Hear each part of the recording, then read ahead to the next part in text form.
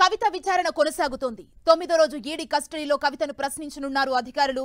Liquor scam పాలసీలో money laundering వ్యవహారంపై కవితను ప్రశ్నిస్తున్నారు. లిక్కర్ పాలసీ ముడుపుల వ్యవహారాలపై కవిత వాంగ్మూలాలు నమోదు చేస్తున్నారు. కవిత ఈడీ కస్టడీ రేపటితో ముగియనుంది. రేపు ఉదయం కవితను రౌస్ అవెన్యూ కోర్టులో హాజరుపరుస్తారు. విచారణలో కీలక విషయాలు రాబట్టేందుకు ఈడీ అధికారులు ప్రయత్నిస్తున్నారు. కవిత వ్యాపారాలు, కుటుంబ సభ్యుల వ్యాపారాలు, ఆర్థిక అంశాలపై ఆరా తీస్తున్నారు. సమీర్ మహేంద్రు కవితకు మధ్య జరిగిన ఆర్థిక లావాదేవీలపై ప్రశ్నిస్తున్నారు. నిందితులిచ్చిన వాంగ్మూలాలపై కవిత నుంచి వివరాలు రాబట్టేందుకు ప్రయత్నిస్తున్నారు. కేజ్రీవాల్, సమీర్ మహేంద్రు సహా ఇతర నిందితులతో కలిపి కవితను ప్రశ్నించనున్నారు ఈడీ అధికారులు. 100 కోట్ల రూపాయల ముడుపులు, సౌత్ గ్రూప్ పాత్ర, సిసోడియా, కేజ్రీవాల్ తో ఒప్పందాలపై ఆరా తీస్తున్నారు. లిఖితపూర్వకంగా, మౌఖికంగా కవిత నుంచి వివరాలు సేకరిస్తున్నారు.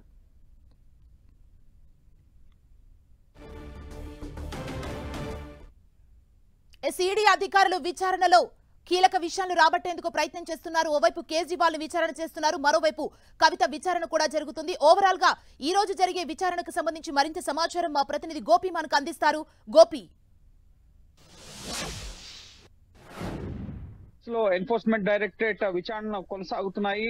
ఈడీ కస్టడీలో ఢిల్లీ సీఎం అరవింద్ కేజ్రీవాల్ అలాగే బీఆర్ఎస్ ఎమ్మెల్సీ కవితను ప్రశ్నిస్తున్నట్లుగా తెలుస్తోంది ఈ రోజు. ఎందుకంటే రేపటితో కవిత ఈడీ కస్టడీ ముగియబోతున్నట్లుగా తెలుస్తుంది. కాబట్టి కీలక నిందితుల ఇచ్చిన స్టేట్మెంట్స్ అలాగే ఈ కేసులో ఆరోపణలు ఎదుర్కొంటున్న వ్యక్తులతో కలిపి కవితను కన్ఫ్రంట్ చేస్తున్నట్లుగా తెలుస్తోంది. ఇందులో భాగంగా కేజ్రీవాల్ ని అలాగే కవితను కలిపి ప్రశ్నించబోతున్నట్లుగా కూడా తెలుస్తోంది. సో ఈ రోజు ఈ అంశం పైన ఒక కొలిక్కొచ్చే అవకాశం ఉంది. కేజ్రీవాల్ కవితను కలిపి ప్రశ్నించే అవకాశం కనిపిస్తుంది. ఎందుకంటే రేపు మళ్ళీ కోర్టులో కవితను ప్రొడ్యూస్ చేయాల్సి ఉంటుంది. ఇటీవల గత శనివారం 3 రోజుల కస్టడీని మాత్రమే ఎక్స్టెండ్ చేయడం జరిగింది. సో రేపు మళ్ళీ కవితను కోర్టులో ప్రొడ్యూస్ చేయాల్సి ఉంటుంది. కేసు దర్యాప్తు పురోగతిని కోర్టుకు అధికారులు వివరించడం జరుగుతుంది. సో ఆర్థిక లావాదేవీలపైనే ప్రధానంగా ఎన్ఫోర్స్మెంట్ డైరెక్టరేట్ అధికారులు దృష్టి సారించినట్లుగా తెలుస్తుంది. ఇటు కేజ్రీవాల్ ఆమ్ ఆద్మీ పార్టీకి చేకూర్చిన లబ్ధి కానీ, అలాగే సౌత్ గ్రూప్ నుంచి తీసుకున్న ముడుపుల వ్యవహారానికి సంబంధించి కానీ, అలాగే కవిత సౌత్ గ్రూప్ తరఫున 100 కోట్ల ముడుపులు ఇటు ఆమ్ ఆద్మీ పార్టీకి విజయ్ నాయర్ ద్వారా అందించడం, ఈ 100 కోట్లను ఎక్కడి నుంచి సమకూర్చారు, ఏ విధంగా డబ్బు తరలించారు, అలాగే హవాలా రూపంలో కూడా దక్షిణాది రాష్ట్రాల నుంచి ఇటు గోవాకి డబ్బు తరలింది అన్న అంశాలను ఈడీ పేర్కొంటుంది. కాబట్టి సో ఎక్కడ, ఎప్పుడు, ఎలా ఈ డబ్బును తరలించారు, ఎవరు సమకూర్చారు అన్న అంశాలకు సంబంధించి ఈ ఇద్దరిని కూడా ఎన్ఫోర్స్మెంట్ డైరెక్టరేట్ ప్రశ్నించబోతున్నట్లుగా తెలుస్తుంది. లిఖిత పూర్వకంగా అలాగే ఓవరాల్ గా కూడా ఈడీ ఈ ఇద్దరిని కూడా క్వశ్చన్ చేస్తున్నట్లుగా తెలుస్తుంది. రోజుకు 6 నుంచి 7 గంటల పాటు ఉదయం 10 గంటల నుంచి మధ్యాహ్నం వరకు భోజన సమయం వరకు 3 గంటలు, అలాగే అనంతరం మళ్ళీ భోజనం అనంతరం 2 గంటల నుంచి సాయంత్రం 5 గంటల వరకు మరో 3 గంటలు, ఆ తర్వాత వైద్య పరీక్షలు, ఆ తర్వాత మళ్ళీ రాత్రికి కూడా వీలైతే గంట పాటు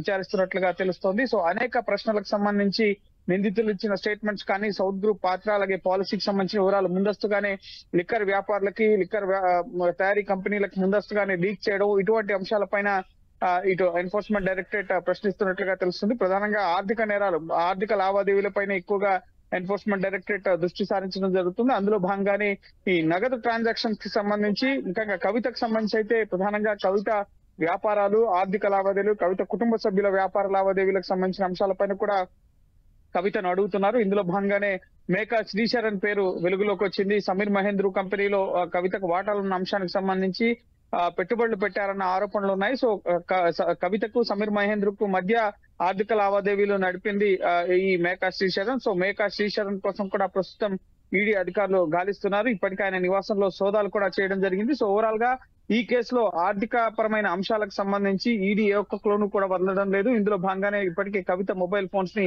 ఫోరెన్సిక్ ల్యాబ్ కి పంపించడం జరిగింది. వాళ్ళు అనలైజ్ చేస్తున్నారు, కొంత డేటా డిలీట్ చేశారు అన్న అంశాలను కూడా కోర్టుకు తెలిపారు. సో డేటా రిట్రీవింగ్ సహా అనేక అంశాలపైన ఈడీ దృష్టి సారించడం జరిగింది. తమ వద్దున్న వాట్సాప్ చాట్స్, ఫోన్ కన్వర్సేషన్, ఇటువంటి వాటితో పాటుగా సోదాల్లో లభ్యమైన ఆధారాల ఆధారంగా కూడా ఇటు ఈ కేసులో అరెస్ట్ అయిన కేజ్రీవాల్ అలాగే కవితను ఈడీ అధికారులు ప్రశ్నిస్తున్నట్లుగా తెలుస్తుంది. గోపి, అంటే రేపు కవితను రౌస్ అవెన్యూ కోర్టులో ప్రవేశపెట్టనున్నారు. అంటే ఇవాళ రేపు మాత్రమే కవితను విచారించే అవకాశం ఉందంటే కోర్టులో ప్రవేశపెట్టిన తర్వాత ఈడీ మళ్ళీ కస్టడీ కోరే ఛాన్సెస్ ఏమన్నా ఉన్నాయా?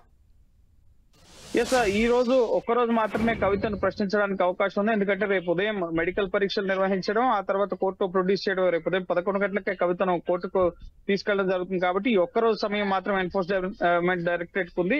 అలాగే ఈ రోజు 9వ రోజు ఈడీ కస్టడీలో ఉన్నారు. సో రేపటికి 10వ రోజు కస్టడీ, ముఖ్యంగా మొదటిసారి 7 రోజుల కస్టడీకి ఇవ్వడం జరిగింది. ఆ తర్వాత 3 రోజుల కస్టడీకి ఇచ్చారు. సో ఈడీ కస్టడీని, కస్టోడియల్ ఇంట్రాగేషన్ ఎవరైనా నిందితుని ప్రశ్నించాలంటే కనుక మాక్సిమం 14 రోజుల పాటు తమ కస్టడీలో ఉంచుకుని ఈడీ ఆ 14 రోజుల సమయంలోనే వారికి కావాల్సిన వివరాలన్నీ కూడా రాబట్టాల్సి ఉంటుంది. అయితే 10 రోజుల సమయం ముగిసింది. సో మరో 4 రోజుల పాటు ఈడీ కస్టడీని ఎక్స్టెండ్ చేయమని చెప్పి కోరే అవకాశం కూడా ఉంటుంది. ఇప్పటికే కేజ్రీవాల్ కూడా కస్టడీలో ఉన్నారు కాబట్టి కేసు దర్యాప్తుకు ఒకవేళ కవిత సహకరించకపోయినట్లయితే కనుక ఖచ్చితంగా కవిత కస్టడీని ఎక్స్టెండ్ చేయమని చెప్పి కోరే అవకాశం ఉంది. లేదా జుడిషియల్ కస్టడీకి అంటే తీహార్ జైలుకి పంపే అవకాశాలు కూడా ఉంటాయి. సో కేసు దర్యాప్తు కవిత సహకరించట్లేదు, ఈ కేసు దర్యాప్తును ఇంకా మేము ముమ్మరంగా చేయాల్సి ఉంది, అనేక మందిని ప్రశ్నించాల్సి ఉంది కాబట్టి ఇప్పుడు కవిత ఎలాగూ కస్టోడియల్ ఇంట్రాగేషన్ లో సహకరించట్లేదని చెప్పి తిహార్ జైలుకి పంపించడానికి కోర్టుని అనుమతి కోరే అవకాశం ఉంటుంది. అలాగే ఇప్పటికే కవిత తరపు న్యాయవాదులు బెయిల్ అప్లికేషన్ మూవ్ చేశారు కాబట్టి సో రేపు కవిత బెయిల్ అప్లికేషన్ పైన ఈడీకి నోటీసులు ఇచ్చే అవకాశం ఉంది. తదుపరి ఈ కేసు కవిత బెయిల్ పిటిషన్ పై ఎప్పుడు విచారణ జరగబోతుంది అన్న అంశం పైన కూడా స్పష్టత రాబోతోంది. సో ఖచ్చితంగా ఈడీ వద్ద అవకాశాలు అయితే ఉన్నాయి, కస్టడీ పొడిగించమని చెప్పి కోరే అవకాశాలు ఉన్నాయి, లేదా జ్యుడిషియల్ కస్టడీకి ఇవ్వాలి, తిహార్ జైలుకి పంపించాలి, బయటకు వస్తే సాక్షులను ప్రభావితం చేసే అవకాశం ఉందన్న అంశాలతో జ్యుడిషియల్ కస్టడీకి ఇవ్వాలని చెప్పి కోరే అవకాశం కూడా ఉంటుంది. సో ఖచ్చితంగా అరెస్ట్ చేసిన 90 రోజుల్లోపు ఛార్జ్ షీట్ ఫైల్ చేయాల్సి ఉంటుంది కాబట్టి సో ఆలోపు ముఖ్యంగా కవితకు వ్యతిరేకంగా ఈడీ ఆధారాలు చూపించాల్సి ఉంటుంది, ఛార్జ్ షీట్ ఫైల్ చేయాల్సి ఉంటుంది. అలాగే ఈ కేసులో ప్రధానమైన కింగ్ పిన్ సూత్రధారిగా పేర్కొంటున్న అరవింద్ కేజ్రీవాల్ కూడా ప్రస్తుతం ఇటు ఎన్ఫోర్స్మెంట్ డైరెక్టరేట్ కస్టడీలోనే ఉన్నారు కాబట్టి సో ఆయన కస్టడీ కూడా మార్చి 28వ తేదీ వరకు కూడా ఉంది. సో ఆలోపు మరికొంతమంది నిందితులు సమీర్ మహేంద్ర కానీ, విజయ్ నాయర్ కానీ ఈ కేసులో ఎవరెవరైతే ఇటు కేజ్రీవాల్ కి వ్యతిరేకంగా వాంగ్మూలాలు ఇచ్చారో సో వారిని కూడా పిలిపించి కేజ్రీవాల్ ని ప్రశ్నించే అవకాశం కనిపిస్తోంది. సో ఒక కీలక దశకు కేసు దర్యాప్తు చేరుకుంది. సో ఈ రోజు కవిత కస్టడీకి సంబంధించి 9వ రోజు, రేపటితో కస్టడీ ముగుస్తుంది కాబట్టి సో ఈ రోజు కీలక అంశాలపైన కవితను ప్రశ్నించబోతున్నారు. గంటలుగా ముఖ్యంగా ఆమె ఎదురుగానే ఉండి అడగడం కాదు, ముఖ్యంగా క్వశ్చనరీని కూడా లిఖితపూర్వకంగా ప్రశ్నాపత్రాన్ని ముందుంచి దీనికి సమాధానాలు ఇవ్వమని చెప్పి కోరే అవకాశం ఉంది.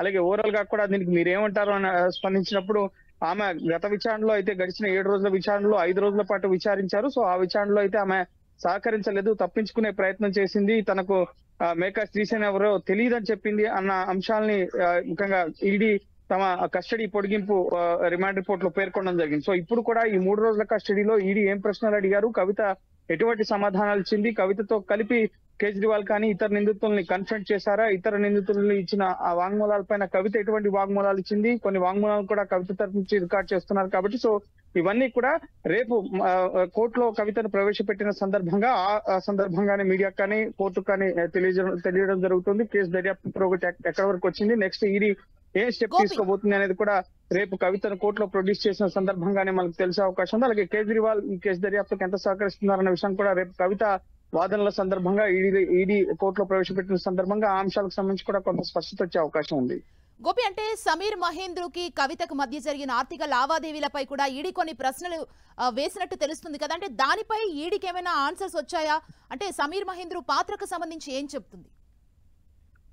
ఎస్, ఎన్ఫోర్స్మెంట్ డైరెక్టరేట్ ముఖ్యంగా సమీర్ మహేంద్ర కంపెనీలో పెట్టుబడులు పెట్టడానికి వచ్చినప్పుడు కవితకు సంబంధించి ఈ ఢిల్లీ వ్యాపారంలో భాగస్వాములు చేయాలనుకున్నప్పుడు ఫెర్నాడ్ రిచర్డ్స్ కి సంబంధించిన కంపెనీ భారతదేశంలోనే అతిపెద్ద లిక్కర్ వ్యాపారంలో భాగస్వామిగా ఉన్న కంపెనీ. సో ఆ కంపెనీలో భాగస్వామిగా ఉన్న ఇండో స్పిరిట్స్ కంపెనీలో కవిత భాగస్వామ్యం కోసం కొంత ప్రక్రియ జరిగింది. సో ఈ ప్రక్రియలో ఇటు మేకా శ్రీశరణ్ ఇండో స్పిరిట్స్ కంపెనీకి సంబంధించిన ఆర్థిక లావాదేవీల వ్యవహారాలు చూశాడు, కవితకు సంబంధించిన లాభాలు అలాగే వాటా ఎంత ఉండాలి అన్న అంశాలకు సంబంధించి వ్యవహారం నడిచింది. సుమారు 300 కోట్ల లావాదేవీల వరకు ఇండో స్పిరిట్స్ కంపెనీతో, అంటే 192 కోట్ల రూపాయలు ఇండో స్పిరిట్స్ కంపెనీకి సంబంధించిన ఆర్థిక వ్యవహారాలు అరుణ్ పుల్లై చూశారు. దీనికి కవితకు సంబంధం ఉందన్న అంశాలను చార్జ్ షీట్ లో ఎన్ఫోర్స్మెంట్ డైరెక్టరేట్ పేర్కొనడం జరిగింది. సో అలాగే 100 కోట్ల రూపాయల ముడుపుల వ్యవహారం, సో మొత్తంగా 300 కోట్ల వరకు కూడా ఈ లిక్కర్ వ్యాపారంలో కవిత పాత్ర ఉంది అన్నది ఈడీ ప్రధానంగా ఆరోపిస్తోంది. సో దానికి సంబంధించిన అంశాలపైన ప్రస్తుతం దర్యాప్తు జరుపుతోంది. సో కేజ్రీవాల్ కి లిక్కర్ వ్యాపారులకి మధ్య ఉన్న అంశానికి సంబంధించి ఇటు లిక్కర్ వ్యాపారస్తుల నుంచి కూడా కొన్ని ముడిపుల్ని కేజ్రీవాల్ తీసుకోవడం జరిగింది. వాళ్ళకు సంబంధించిన రిటైల్ దుకాణాలకి ఇక్కడ లిక్కర్ వ్యాపారంలో భాగంగా పాలసీ మార్పులో భాగంగా అవకాశం కల్పించడం, అలాగే ముందస్తుగానే వాళ్ళకి పాలసీ లీక్ చేయడం, ఇటువంటి అంశాలకు సంబంధించి విజయ్ నాయర్ ద్వారా డబ్బు తరలించే అంశానికి సంబంధించి ఇటు సమీర్ మహేంద్ర కేజ్రీవాల్ తో కూడా మాట్లాడడం జరిగింది. విజయ్ నాయర్ ని నమ్మొచ్చా అంటే is my boy, you can trust him అని చెప్పి కేజ్రీవాల్ ఫేస్ టైమ్ లో మాట్లాడిన మాటలు కానీ వాట్సాప్ చాట్స్ లో ఉన్న కన్వర్జేషన్స్ కానీ ఇవన్నీ కూడా స్క్రీన్ షాట్స్ రూపంలో అలాగే పూర్తిగా ఈడీ వద్ద ఆధారాలు ఉన్నాయి. సో వాటి ఆధారంగా అలాగే ఇటు నిందితులు ఇచ్చిన స్టేట్మెంట్ సమీర్ మహేంద్ర కూడా కొన్ని స్టేట్మెంట్స్ ఇవ్వడం జరిగింది. కేజ్రీవాల్ ఇమ్మని చెప్పారు విజయ్ నాయర్ అని చెప్పి. విజయ్ నాయర్ ఓన్లీ ముఖ్యంగా ఆమ్ ఆద్మీ పార్టీకి సంబంధించిన మీడియా కమ్యూనికేషన్స్ ఇన్ఛార్జ్ గా ఉన్నారు. అలాగే ఓన్లీ మచ్ లౌడర్ కు సంబంధించిన కంపెనీకి సంబంధించిన యజమానిగా కూడా ఉన్నారు. సో ఆయన కంపెనీ సంబంధించిన సోదాలు జరిగినప్పుడు కూడా ఆయన దగ్గర నుంచి కూడా కొన్ని ఆధారాలు, ఆ కంపెనీ నుంచి కూడా ఆధారాలు సేకరించామని చెప్పి ఇటీవల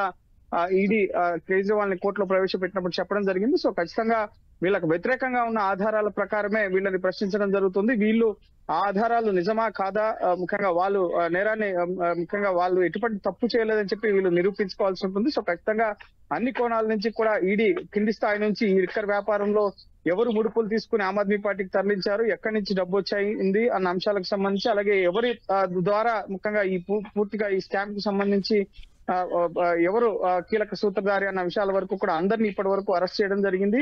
సో అనేక చోట్ల సోదాలు చేశారు కాబట్టి అనేక ఆధారాలను కూడా ఈడీ సేకరించడం జరిగింది. సో ఆ సేకరించిన ఆధారాలతోనే ప్రస్తుతం ఈ ఇన్వెస్టిగేషన్ అనేది కీలక దశకు చేరుకుంది. కేజ్రీవాల్ అరెస్ట్ వరకు వెళ్ళింది. సో ప్రస్తుతం ఇప్పటి వరకు ఈడీ సేకరించిన ఆధారాల ప్రకారం ఇటు కేజ్రీవాల్ ని సంబంధించి గతంలో ఇటు ఎక్సైజ్ శాఖకు సంబంధించిన అధికారులు అలాగే ఇటు మనీష్ సిసోడియా కానీ లిక్కర్ వ్యాపారంలో భాగస్వాములుగా ఉన్న సౌత్ గ్రూప్ కి సంబంధించి కీలకమైన వ్యక్తులు ఇచ్చిన స్టేట్మెంట్స్ ఆధారంగానే ప్రస్తుతం కేజ్రీవాల్ ని అలాగే బీఆర్ఎస్ ఎమ్మెల్సీ కవితను కూడా ప్రశ్నిస్తున్నారు. సో ఇద్దరిని కలిపి ఈ రోజు కన్ఫరెన్స్ చేసే అవకాశం ఉంది. ఎందుకంటే రేపటితో కవిత కస్టడీ ముగుస్తుంది కాబట్టి. సో నెక్స్ట్ ఒకవేళ కవిత కస్టడీ ఎక్స్టెండ్ చేస్తే కనుక మళ్ళీ ఇతర నిందితులతో కలిపి వీళ్ళ క్వశ్చనింగ్ అనేది కొనసాగే అవకాశాలు ఉన్నాయి. సో ఖచ్చితంగా ఏప్రిల్ నెలలో మాత్రం ఈ మార్చ్ ముఖ్యంగా చివరి నాటికి కవిత కస్టడీకి సంబంధించిన సమయం అయిపోతుంది కాబట్టి సో కవితకి ఈ నెలలో ఊరట లభిస్తుందా లేక తిహార్ జైలు వరకు కూడా కవిత వెళ్లాల్సి వస్తుందా అనేది ఈ నెల చివరి కల్లా కూడా ఒక స్పష్టత వస్తుంది. అలాగే కేజ్రీవాల్ కి సంబంధించిన కేసు దర్యాప్తుకు సంబంధించి